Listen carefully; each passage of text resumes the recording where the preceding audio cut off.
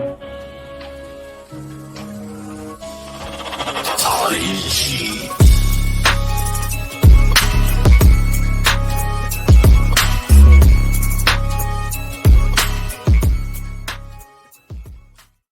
welcome in to episode 39 here, The Grind on Sports. I'm Wayne Kaiser alongside the one and only Ben Metz. And we're ready to talk a little bit of sports here. A lot of things going on in Big Orange Country, a lot of things going on in East Tennessee, but more so Big Orange Country as the Lady Vols softball team have wrapped up the regular season, and they are very much in tow toward their opportunities in the NCAA tournament.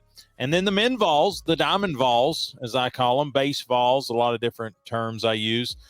They have made their way to Hoover, the number one overall seed, winners or sharing of a regular season championship, but they did carry that number one seed to Hoover. And they actually just wrapped up the second game down there. They've split the openings 1-1, lost to Vanderbilt in the opening round, but did take care of Texas A&M earlier today. So we'll talk about all of those things. But, Ben, a lot of things transpiring over the last few weeks. Of course, always there's recruiting news, there's portal news, there's even new coach Caldwell, the Lady Vols head basketball coach. She just signed a 5th assistant coach today. And so just a lot of different things moving and shaking in Big Orange Country. Yeah, elated about the evolution of these athletic programs at the University of Tennessee. Pickens and Gottschall are looking to face off against Alabama this weekend in softball. And then from a baseball perspective right now, with the top of that order, 1 to 4, and we'll get into it during the broadcast tonight. These guys like Christian Moore and Blake Burke are putting up some crazy numbers and looking to put some trophies in trophy cases by the end of the season. Yeah, we'll talk a lot about the awards. Obviously, SEMO, Christian Moore, made a statement winning the Triple Crown there earlier this week. We'll talk about how that's ironic because he didn't win another very important award in the baseball world. But then also talk about the validity of the SEC tournament and what that means to the greater good of college baseball. But ultimately, I think it grows bigger than when you talk about just the necessity, maybe is a good word, or the validity anymore of the value of that tournament as it relates to an NCAA bid, as it relates to a College World Series appearance, and ultimately how it relates to can a team last that long. And so we'll dig into that as we go. But, Ben, some pretty big news for the Grind on Sports for our podcast. Was approached earlier this week for an opportunity. I don't know if you're watching right now and you didn't know, you're about to know. Jabari Davis, former visitor here on the Grind on Sports, when he contacts you, you listen. And he's a great person in our community. I think he mentors young kids as well as he coaches. He does a lot of different things, but probably what he's best known for is his VFL time. I think that's a big proponent of his notoriety, or at least where he starts. And then you learn how good he's been to our community over the last few months. So he contacts me, says, Wayne, I got an opportunity for you. And that always sounds good. I mean, I think you always listen when those type things happen. And so I call him very quickly. You don't want him to change his mind. And so I call him and he explains to me there's an opportunity in Lynchburg, Tennessee next weekend, May the 31st, to be a part of what is going to be coined. And I'm going to pop a little image here up on the screen. It is called Legends on the Hill. And if you're looking right there, just read right there. Still tickets available. It is a fundraiser for the Legends of Tennessee camp. Sponsored by Jack Daniels. They are a sponsor of the camp already, but this is a fundraising effort to try to get just to allow this camp to do more. If you don't know Legends of Tennessee football camp, I think it's worth a Google. It's worth a check because, a lot of people's like, oh, it's a football camp. And that is an absolute fact. But, Ben, I think as well as I do, this is something that's really branched off in really supporting young people through a lot of different facets of life beyond the football field. They have a way that they're connecting with the current players. I think it's called Champions in Reading or Champions in the Classroom.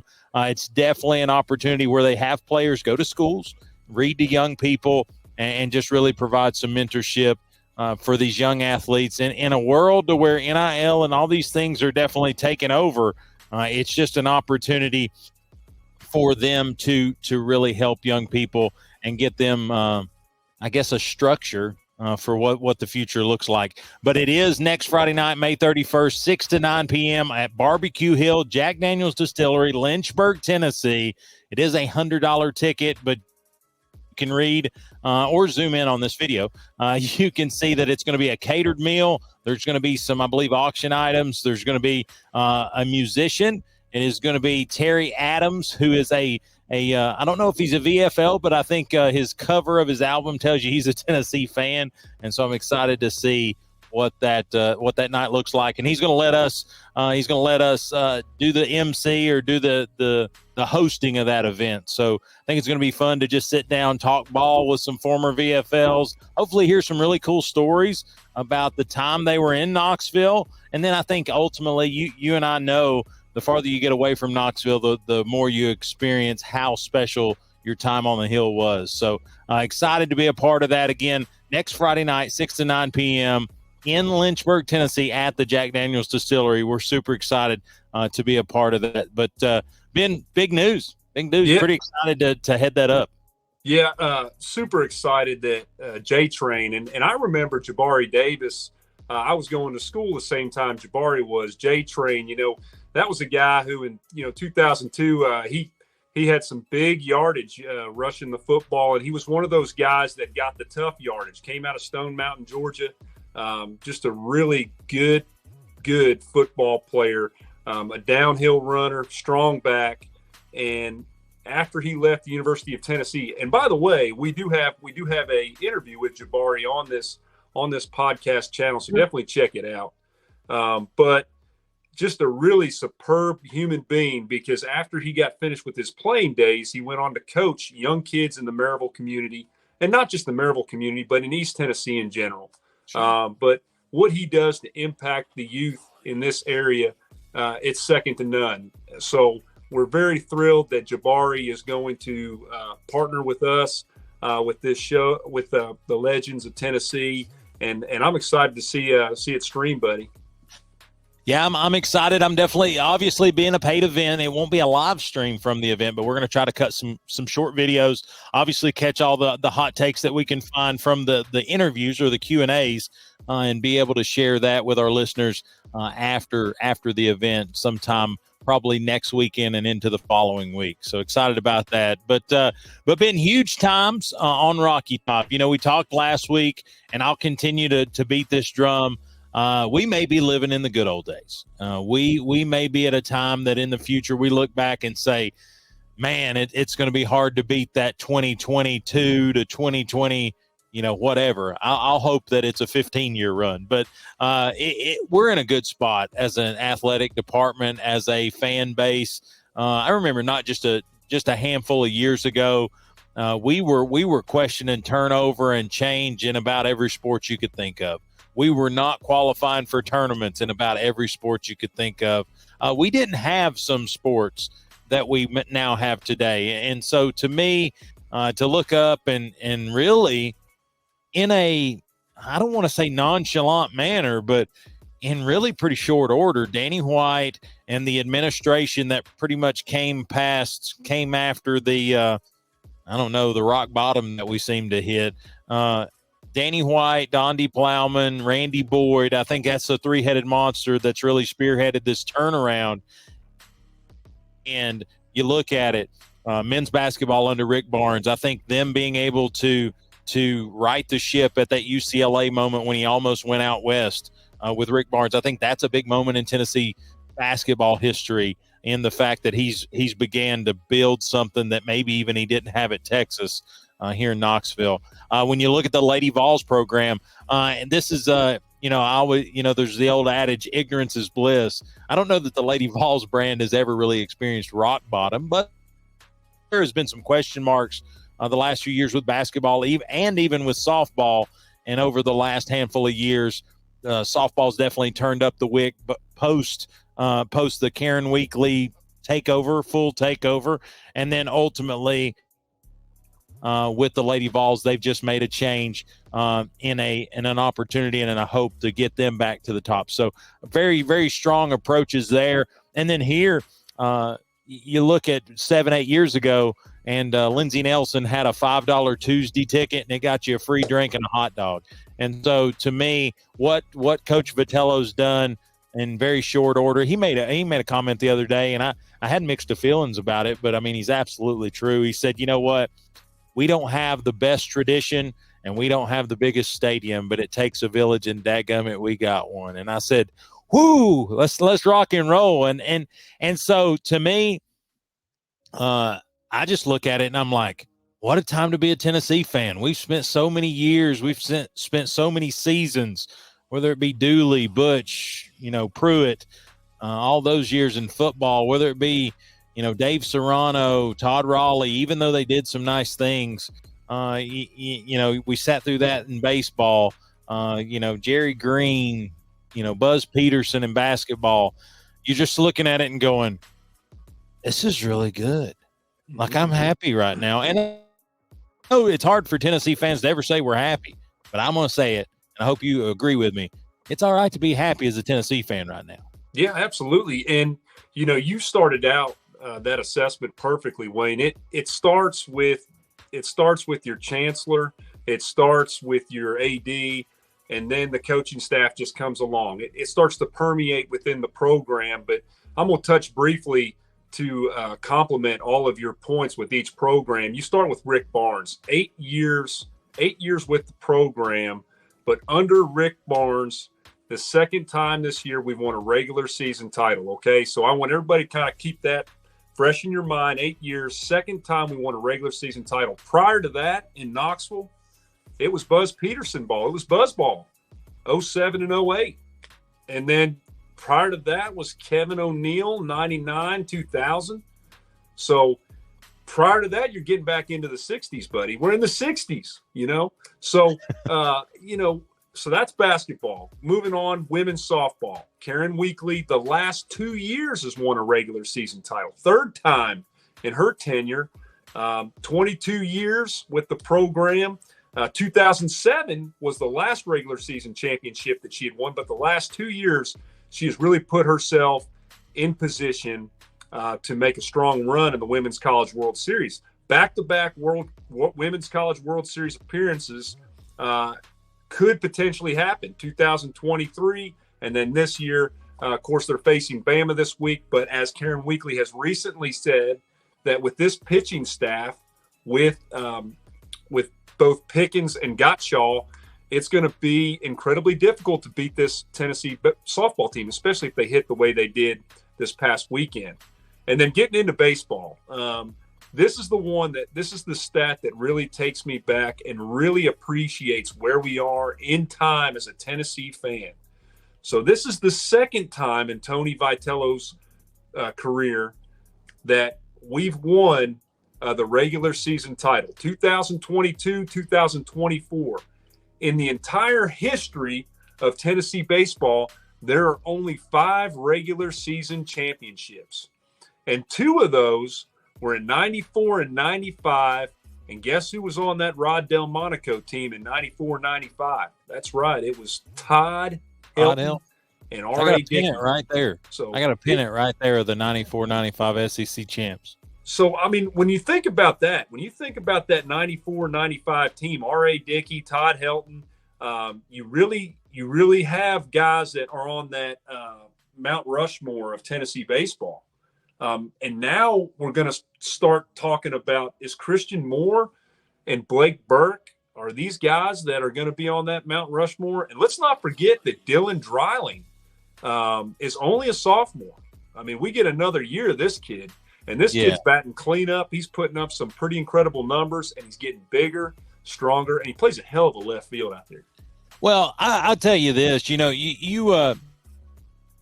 you being a baseball guy, I'm sure, and my father-in-law, when he watches this show, is going to be like, Wayne, that might have been an ignorant statement. But think about it. As a greater Tennessee fan, now there's all those that, there's your father-in-law, there's my father-in-law that literally could go through rosters, right? They could tell you all of them. But pre-Tony Vitello, I could tell you R.A. Dickey, I could tell you Hochaver, I could tell you Todd Helton, I could tell you Chris Burke, I could tell you a couple other ones. But in a general sense, I wouldn't be able to name you 15 or 20 former Vols, right? And we're talking historical. Condredge Holloway, I mean, you can use the names that are on the fence if you want to, but I didn't, you know what I'm saying? Like, I don't have strong resemblance of them playing. But in the Tony Vitello era, I mean, think about it. If you would have told me 2 years ago that Luke Lipsius, Luke Lipsius, Drew Gilbert, those names would be probably 3 or 4 out of my mouth. It wouldn't even be the number 1 or number 2 out of my mouth. I think it just tells you the level of recruiting that he's been able to do, the talent he's brought into Knoxville, and all those different things. I'm just thinking about all those players that we were like, how are we going to replace them? Like, how are we going to replace guys like Jordan Beck?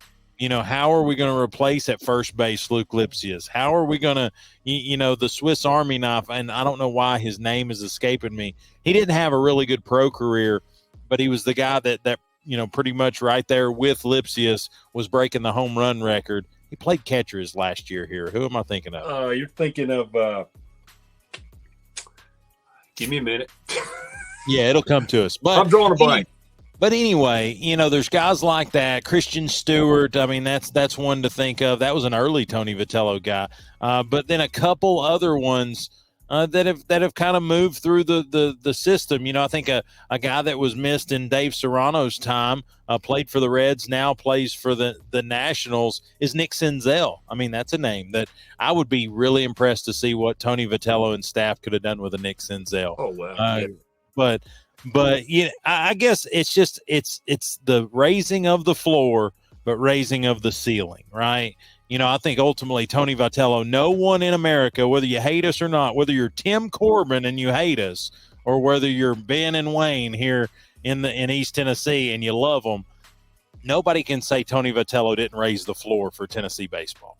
No, they're literally having to change the wrap on the backside of the jumbotron every year because he keeps adding an accolade to this team, to this, I about said franchise, but to this team and this sport at Tennessee that really hadn't been there for a while. I remember walking by one year during the Todd Raleigh era when we hadn't made the SEC tournament in a couple years, and I went, wow. Because on the back of the Jumbotron, if you've not been to Lindsey Nelson, you may not get this, but on the back of Lindsey Nelson's Jumbotron, there is a signage that tells you how many times they've been in the College World Series, how many times they've done this, how many times they've done that. And I remember a time when I looked up there and said, man, that looks old. Man, that's faded. And here's the thing. We've made them change it 2 out of the last 3 years. Yeah. Yeah, and from 1897, okay, I'm going to give you – I just think – just Evan Russell's that kid's name. Evan Russell's that kid's name. That's what I was bet. Yeah. This will blow you away. Okay. From 1897 to now, that's a long story program, the Sure. University of Tennessee. And when they break down first team All-Americans right out the gate, there's 4 guys that are right out the gate: Chase Burns, Dolander, Drew Gilbert, Trey Lipscomb. Okay. First team All-Americans right there.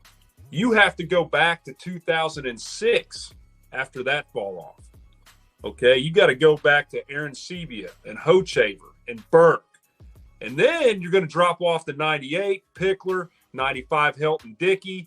And then you're going all the way back to guys like Rick Honeycutt and Condredge Holloway back in the 70s. And there's just not that many first team All-Americans on the overall list. So that tells you that the talent that he's bringing in here are guys that are going to recreate this baseball program, recreate how it is established. Used to be LSU, used to be Cal Berkeley baseball. These West Coast teams, these Florida teams like Miami. And now all of a sudden, the story writers are talking about the Big Orange. Well, and I think, it's put up or shut up in SEC baseball. I'm not taking that's what I want people to understand too. We're not winning at a high level in a nobody conference. We're winning at a high level and arguably the best conference in baseball. But if you're just joining us, or if you took a little nap during that rant, what we're trying to say is if you sit back, because we are enjoyers of history of a lot of things. We enjoy high school athletics, so we do Maryville. So we're very entwined or we're very engaged in the history and the pageantry that is Maryville High School football. But that bleeds over into other interests we have. Big time fans of Tennessee in all sports. We're big time understanders of that. And I think, as you age, and I don't want to date myself, but I will say you understand what you have and what you have not the older you get. And what I mean by that is, I kind of remember as a child, early 90s, and Tennessee was everything. There wasn't a lot of stress, or at least around my house, about Tennessee athletics, because Lady Vols are going to win a national championship. Tennessee's going to be in the mix in football. Basketball really wasn't our thing in our family, so I really didn't keep up with that. But those, basketball or Lady Vol basketball and Tennessee football was going to be what it was. And then early 2000s kind of continued, had another couple shots at national championships that just came up short, but you could always justify, hey, just wasn't our day. And then you went on from that. But then the dark era that was basically 2005 to 2020. I mean, I think that's a 15-year period that I'm glad I went through it for the perspective, but I could cut a few of those out.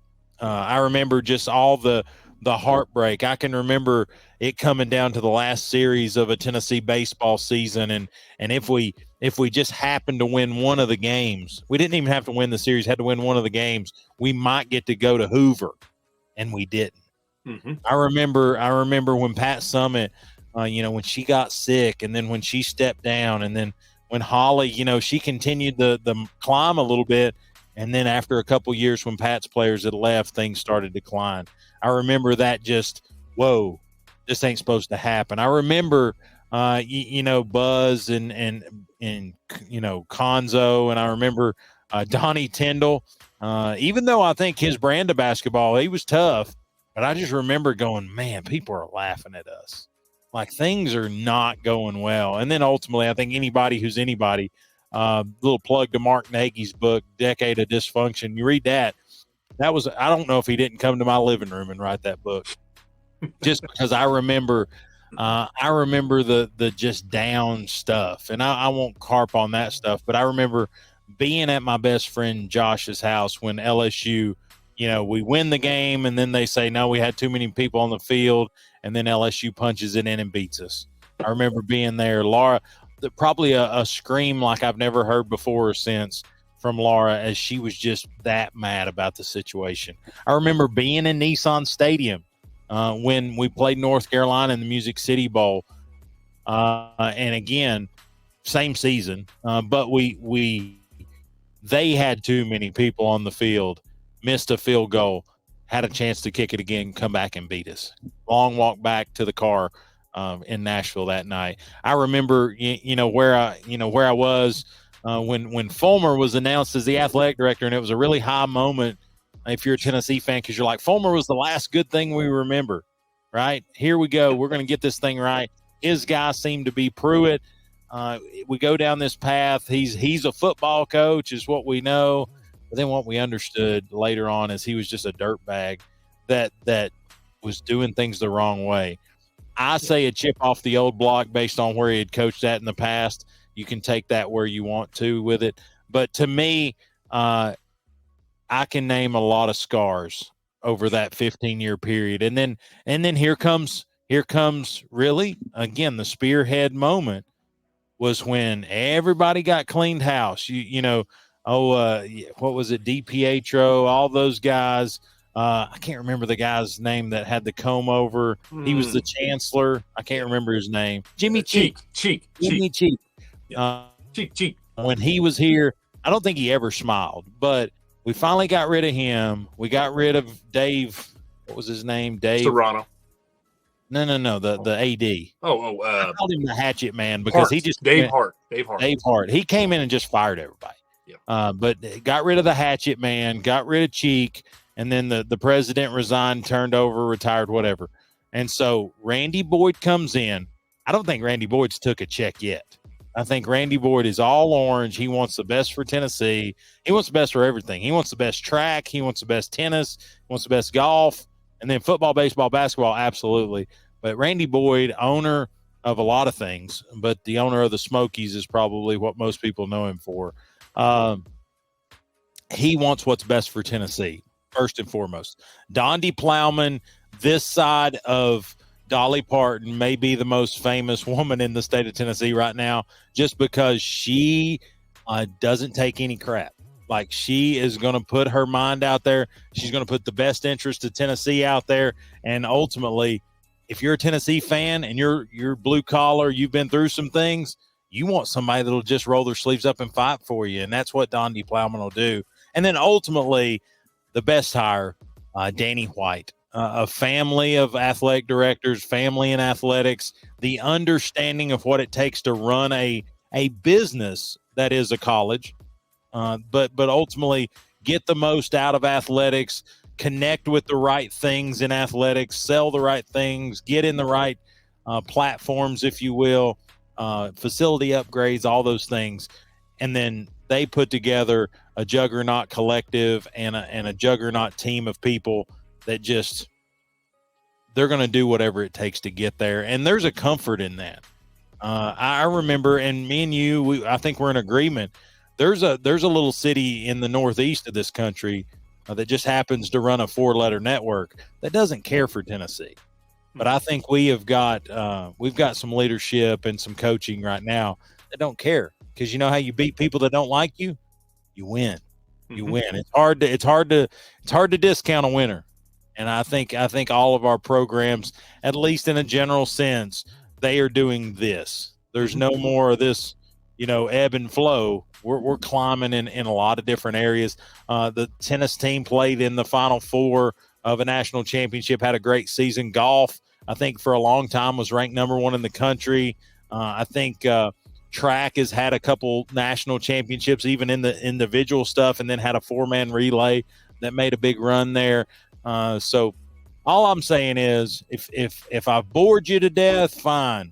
But just remember this later on in life when things get a little rough. So we've got some good things watching, Ben, and I'm excited about it.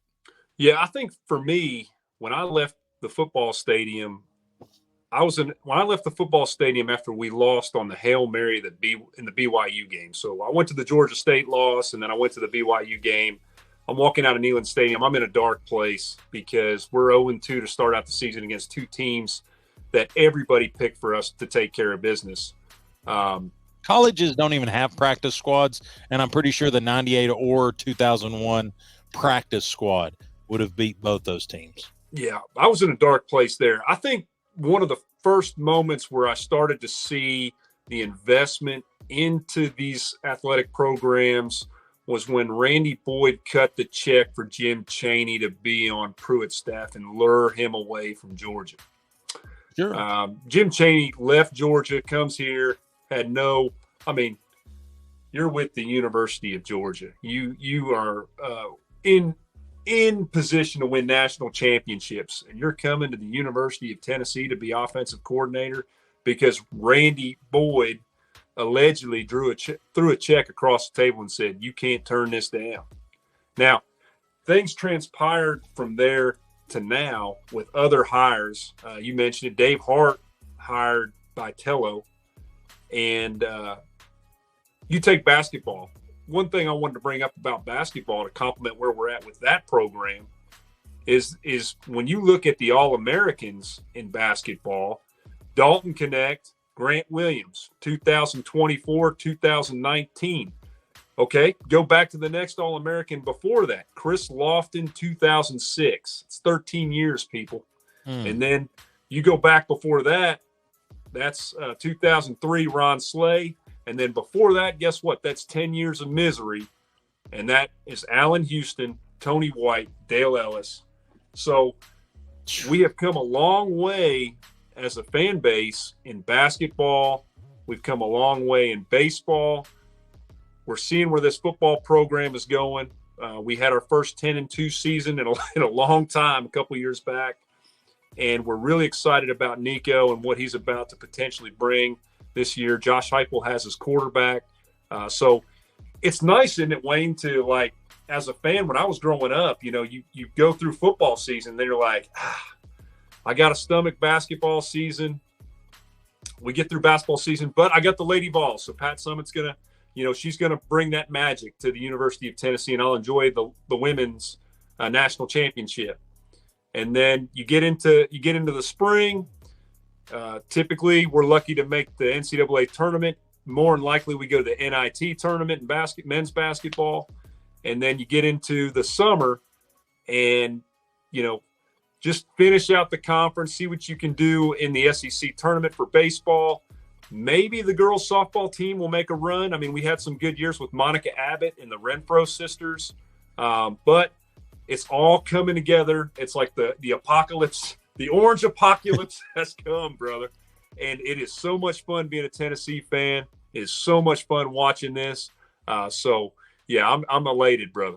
Yeah. And if you're just watching this and you're just trying to become a Tennessee fan, this is what you got to look forward to, being crazy about this stuff, because ultimately it's a sickness. It really can be. I think it's 365 now. If you're a big Orange fan, there's very little time to where you can't be looking forward to something. I tell you, baseball will finish up here in early June, and then you just really – you count it down until they start fall practice here in mid-July in early August. So, I'm excited about where we're at, but let's talk about where we actually are, 2024, that is, and that's Tennessee baseball, what they've got in front of them. We've talked about it a little bit. They were the regular season champs. They did share that with Kentucky, but Tennessee, by virtue of winning head-to-head earlier in the season, 2 out of 3 in Lexington, they're the number 1 seed going to Hoover. They did drop the first round or their first matchup, which was a second-round matchup, to Vanderbilt. Vanderbilt had a really good night. We did not pitch our top guys, and I think we're going to talk about why that was on purpose. And then but ultimately we came back today and did not get eliminated there in that second matchup. Texas A&M is headed back to College Station, and we'll play the loser of Mississippi State Vanderbilt here tomorrow. But anyway, Ben, I think we've got a lot to talk about this regular season. Let's just kind of unfold that a little bit. Don't get me wrong. I think you look down this regular season, there's some series, there's some Sunday games that maybe we could have had. Maybe we win this thing outright. But we talked about this a couple months ago, February, March timing, when I said, listen, I don't care that we're spitting and sputtering right now. I don't care that we lost this series. I don't care where we're at, because I wanted to be right at the end of May. And then we're here. And I really think our best is good enough to beat anybody. Yeah, I mean, this is a team that 47-11 on the season, 22-8 in conference play, 35-3 straight series. Yeah, 35-3 at home. So, come on into our house and let's see what you can do. 144 home runs to our opponents, 69, and top to bottom in the lineup. In 2022, there's a lot of discussion about Evan Russell and his ability to be in that catcher position for that particular great lineup that we had. This year, there's not a lot of those storylines. Number 1, number 2, number 3, number 4 hitters. I don't think that we've had a better 1, 2, 3, 4 hitter. If you go with the typical, Moore, Burke, Dreiling, and Amick. Those 4 guys are hitting well above 300, and they're all right around 20 plus home runs. I mean, It's just incredible to watch those guys, and it's incredibly difficult to get through the top part of the lineup. So, there's been some storylines about the designated hitter. Reese Chapman hit that 3-run home run the other night against Vandy, so maybe he's beginning to solidify that spot. Pitching has been kind of the question mark.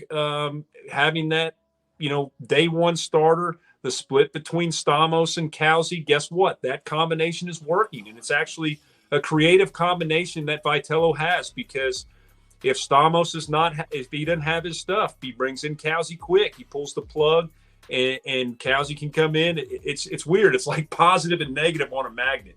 If this one's not connecting, this one sure as heck will. So it's fun to watch those two guys. And then Beam, you and I have talked about it off air.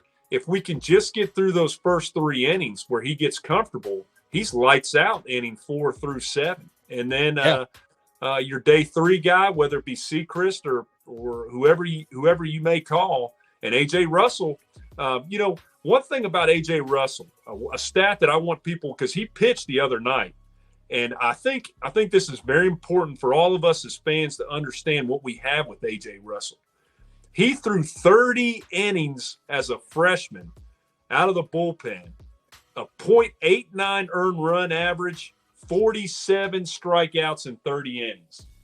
That's insane, guys. That's insane.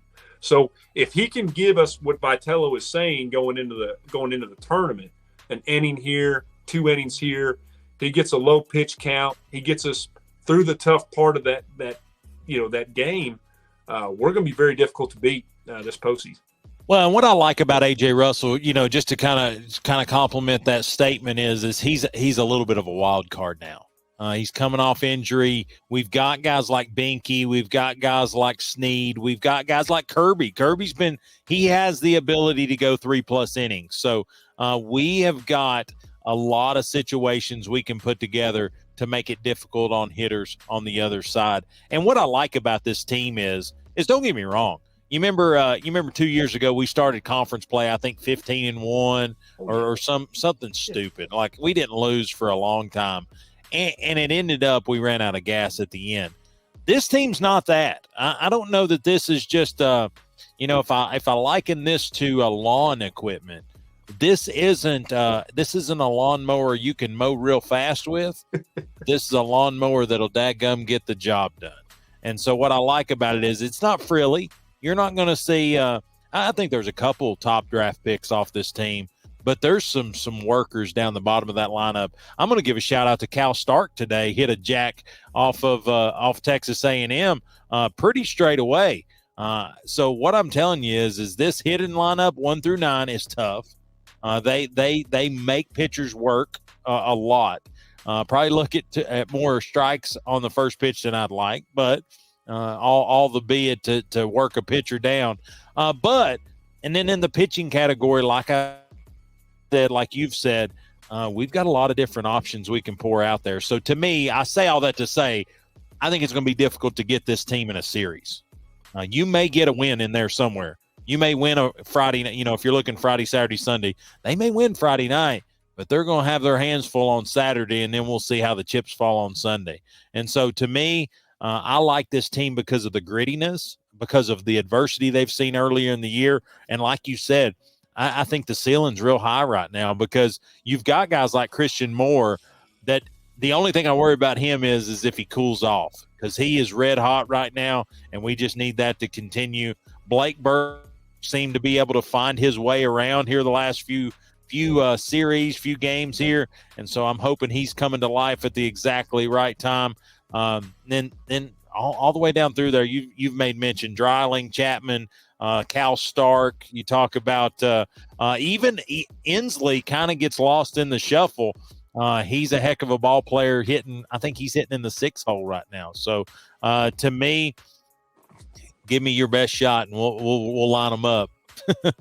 Yeah, and arguably one thing from the defensive side, I know there's been a lot of criticism about the infield with Curley and Christian Moore up the middle, but you have to look at when you get into the playoffs, what kind of outfield do you have? And Kavares Tears, I would argue Kavares Tears, Hunter Ensley, and Dylan Dreiling it's one of the best outfields in college baseball. I mean, Sure.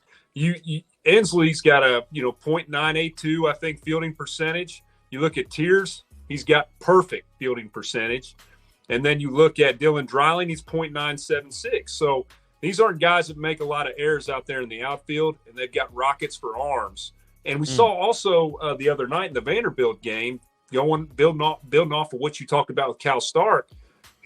In the past, we've had trouble finding a guy that can play that defensive catcher position and then also hit the baseball. Well, Cal can do both. We saw where a runner was stealing home on Kirby Cannell, and never seen a catcher do this ever. But it's mid-pitch, and Cal Stark says, come hell or high water, I'm running through the strike zone. And I'm going to catch and receive the baseball before it gets to the hitter, and I'm going to get this guy out before he gets home. Years ago, I played catcher, and you're almost second guessing how close you are to the batter, so you don't get that catcher interference. They hit the back of your glove, break the back of your fingers, and that catcher's mitt. He gets up mid-pitch sequence, gets out in front, has the wherewithal to see him coming down the line, makes a nice tag. So very excited about the catcher position. Sure. And, we're going to be able to get it done up the middle. I know there were a couple errors made in the South Carolina series from Christian Moore, but the guy killed the baseball in that series against South Carolina. Just a great series. So, yeah, we'll to me, I only see one, and I don't even know if I would call it a flaw. It's just something you got to work with. There's only one questionable mark on the defense of this baseball team. I think you know where I'm going with this, and it's Billy Amick's ability to get it across the diamond. Yeah. And here's the thing. I think Semo's been able to cover a lot of ground to help him at least the stuff more towards short and more towards over there. You've seen a lot of people kind of drift over and help. But here's the deal. Whether Blake Burke, and he's really good at giving him a huge window to hit, right? I don't care if he skips it to him. Just don't throw it over his head and we'll be fine. It doesn't have to be darts. Everybody's not Austin Riley. Everybody's not a major league third baseman. But to me, what Billy does at the plate, what he does in the majority of scenarios is well good enough for the team to not feel the impact of that being a negative. Yeah, I mean, he's the guy. He's the guy. Whether and again, we're hoping Billy has a great tournament. But to point it out, you are absolutely correct. He has the lowest fielding percentage in the infield. So that's something that I'm sure he's aware of, and he's working on to recover from that. Sure. But I think we've got our hands full here tomorrow because you're going to have a desperate Mississippi State or Vanderbilt team. Vandy is probably the team I want more so than Mississippi State. And it's just, we've talked a little bit about it, and I think here's where we can dig in. This is an SEC tournament that really doesn't impact seeding a ton. But I become competitive, even though I know and I don't necessarily disagree with the approach. I don't want to lose to Vandy twice. So to me, if it's Vandy, I think all bets are off. I'd roll whoever you want to out there. Roll a starter out there. We got to get this thing done. But Ben, we've talked about it a little bit off air, and I think it's time to rip the Band-Aid off. Is there validity? Is there value in this SEC tournament? Is it worth being an irrational fan like I am? Is it worth that just to not lose to Vandy twice?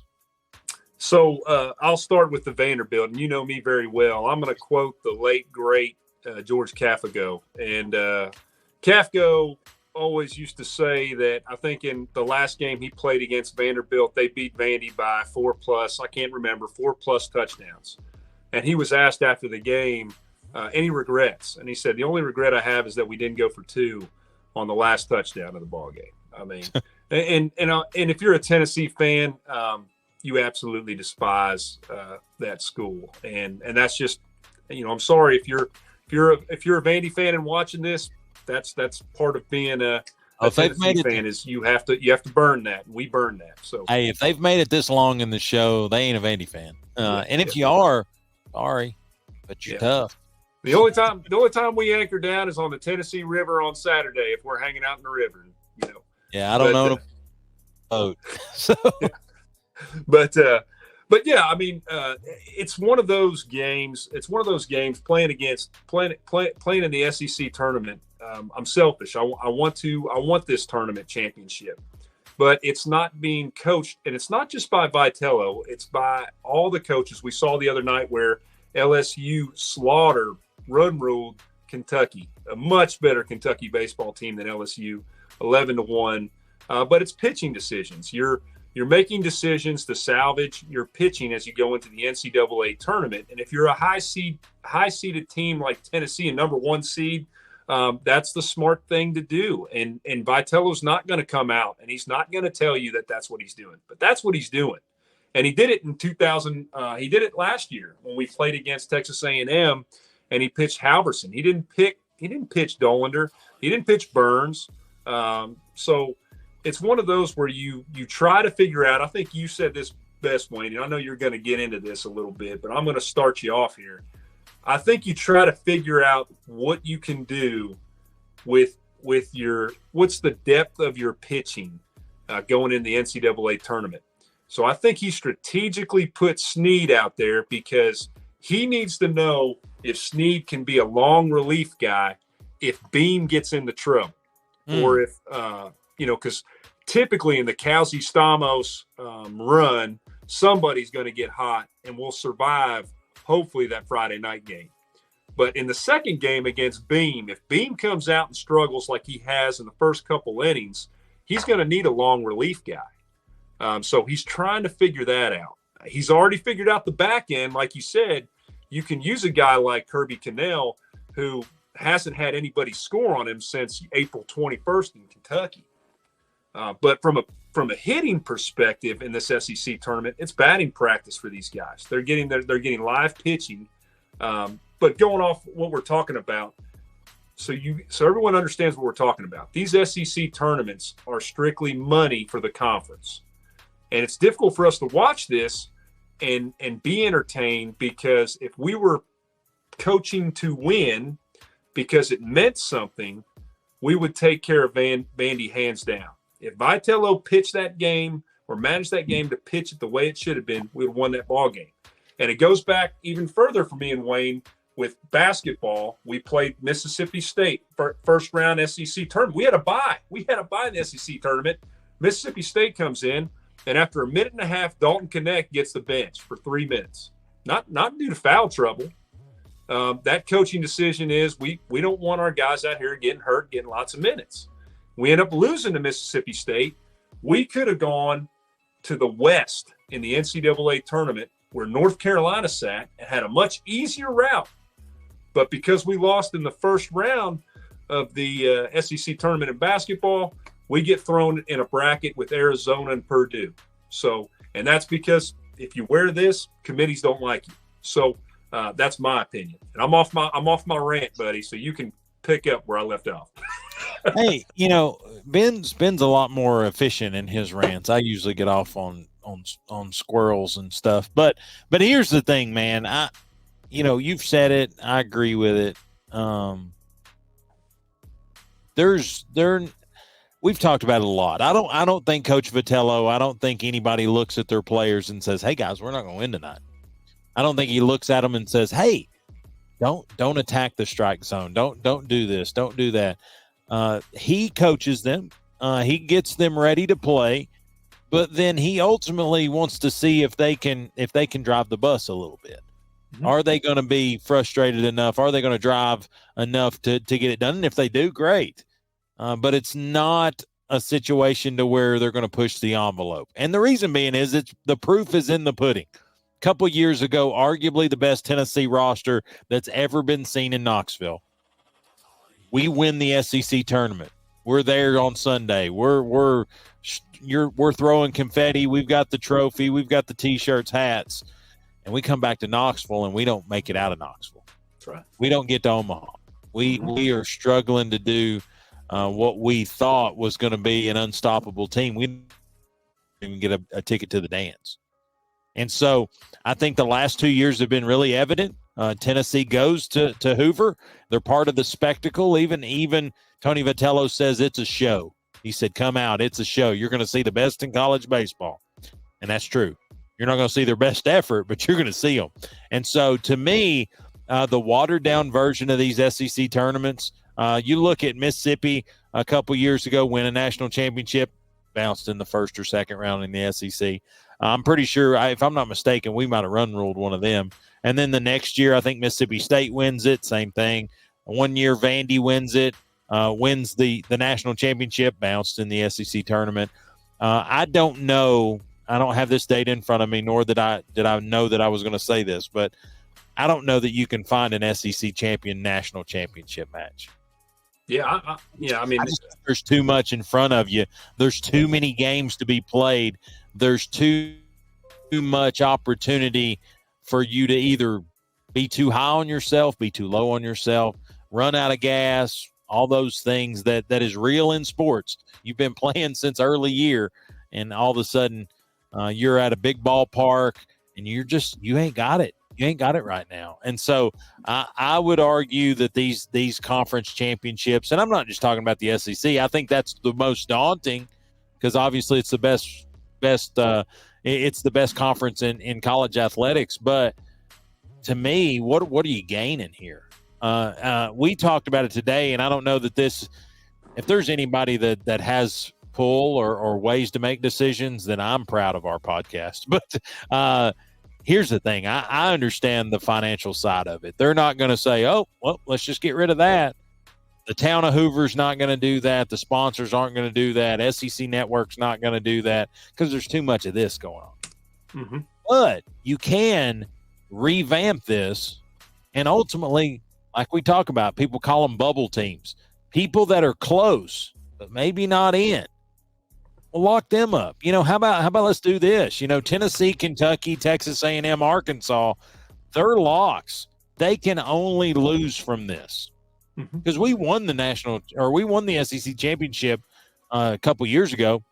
It didn't really help our seeding. We were already a top 4 seed. So, it didn't matter. So, to me, you use it as a placement tournament. You make it all single elimination. Maybe you let 4 teams opt out. And I can make it opt out. Different teams, different feelings, whatever. But to me, let teams play in. There's 2 teams in the Southeastern Conference that didn't even go to Hoover. Don't even get the opportunity to go to Hoover. How about let Missouri make it to Hoover? How about give them an opportunity to win this thing and get in the dance, get another team in? I don't know. I'm just a podunk podcaster here in East Tennessee, but it makes sense to me. You can still make money. You can still have all the things. You get the fan bases out there. And I'll watch it. Because I want to know if we can get another team in. Yeah, I honest to goodness, I think that this is basically college's version of either the Pro Bowl or the Major League Baseball All-Star Game. All right. I think, and I'm talking about every sport. And I'm saying that because if you're a Georgia fan and you went to go play against Alabama, and this is to your point, Wayne, teams that need to get in, they want to get into that playoff. So Alabama wanted to get into that playoff. They were not going to get into that playoff. So they go play the SEC championship game against a Georgia team that's guaranteed a ride into that bracket. They're one of the top 4 teams, if not the top team in the country. And they hadn't lost a game in 2 years. Yeah, Alabama wasn't even on the bubble. So to speak. For many people, except they were like 6. They were just out there. Yeah. Yeah, and what's funny to me about these the bubble team idea, I love the bubble team idea because going back to kind of the comparison I'm using is that if it means something, like back when Major League Baseball said if you're the American League and you win the All-Star game, and your team goes to the World Series, then you get home field advantage based on how the All-Star team performed. I'm not saying that was a great solution to creating the competitiveness of the All-Star game in Major League Baseball by Bud Selig, but at least it started telling you that if you come into this tournament and you don't compete, there are consequences. Right now, if you compete, there are consequences that negatively impact you in the sense that Georgia, just like a player that plays in the Pro Bowl, If he plays 100% of the ball game and he gets a torn ACL, you're done. You're done for the season. Sure. That's what happened to Georgia. Georgia played an SEC championship game in football against an Alabama team that was hot at the time, and Georgia was wore down after a long season. Georgia doesn't go to the national championship. The committee gets what they want. They get a Big Ten champion on a platform. They get somebody outside the SEC, you know? Sure. So, and I hate to use football, but going back into baseball, it's the same thing. These guys are not, I mean, just as a fan, if you really think that this means something, that this tournament means something, look at the pitching decisions for Tennessee the last 2 years. Yeah. They're not pitching the guys. They're not going to pitch. They're not going to pitch to win. So if they're not going to pitch I don't know to that win, they pitch to lose, but they don't pitch to win. I'll agree to that. Pitch to win. Yeah. Here's the thing, and I'm kind of still in the line from Jason Kelsey. He said this on his podcast, but Jeff Stoutland, who's offensive line coach for the Philadelphia Eagles, said hungry dogs run faster. And the thing is that range no truer than teams like, I'm trying to think who's the really bad teams in this baseball, the SEC tournament. There's Missouri, some teams, well, they're not playing in it. See, again, that's just not that's what kills me. If we're going to make everybody go through this, why don't make everybody go through it? I don't understand it. But create double buys. I mean, there's math that can work for this. But I think you can create a competitive environment. I think you can create something that's worth watching. I think you can do all the things. And here's the thing. Each coaching staff's going to be different. If you ask Tony Vitello, if you ask Dave, what's his name at Arkansas? I call him a lot of things that I really can't say on the show. But but what I'm saying is you could talk to any college baseball coach, right? They're going to have a different opinion on whether Hoover is important. Should you go? Should you not go? But to me, if it's only going to hurt you, you should have the opportunity if you're a top 4 seed. Yeah, just Dave Van Horn. Yeah, I knew it was Dave, but I had all these bad second names. But anyway, I don't know that offer or that opportunity is ever going to present itself. I think there's too much money involved, and I think ultimately, frankly, good teams have figured out ways around it. They're going to play. They're going to, if they win, they're happy. And if they don't win, they're going to go back and rest for the regional. So I think that's how this is going to go. But nonetheless, it is what it is, and that's all it is.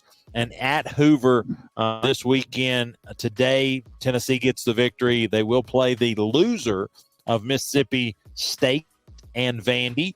We're putting it on that it may be Vandy. That's not necessarily decided just yet. They play at 9:00 tonight. So when this show publishes, it'll be about start time for that matchup. But Ben, excited to see what that looks like. Ultimately, we'll know who the SEC tournament champion is by the end of the weekend, and then probably our next podcast will be talking about who we will host in Knoxville for the regional. So a lot in front of this baseball team. It will not come to an end before we talk again. So I think we got to be happy right now. Hopefully we have our cake and eat it too. Maybe get a little revenge there on Vandy, and then just see where the weekend takes us.